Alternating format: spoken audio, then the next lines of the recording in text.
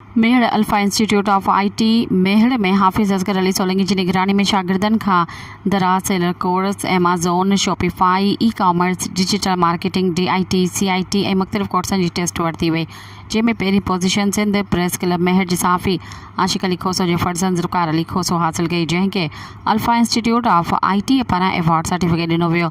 ॿी पोज़ीशन हासिल कई जंहिंखे कप ॾिनो वियो, जॾहिं त टीं पोज़ीशन सैयद मुस्तली शाह हासिल कई, जंहिंखे अल्फा इंस्टीट्यूट ऑफ IT पारां कप ॾिनो वियो।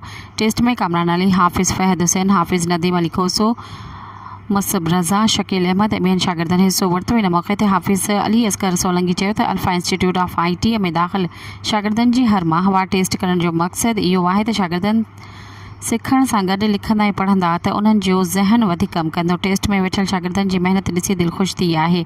असांजो मेहड़ में सेंटर खोलण जो हिकु ई मक़सदु आहे त असांजे इलाइक़े जा नौजवान ऐं गुलनि जहिड़ा मासूम शागिर्द हर सहूलियत मां फ़ाइदो हासिल कनि। सब्सक्राइब कयो अवामी न्यूज़ HD खे ऐं ताज़ा तरीन ख़बरुनि लाइ ॾिसंदा रहो अवामी न्यूज़ HD।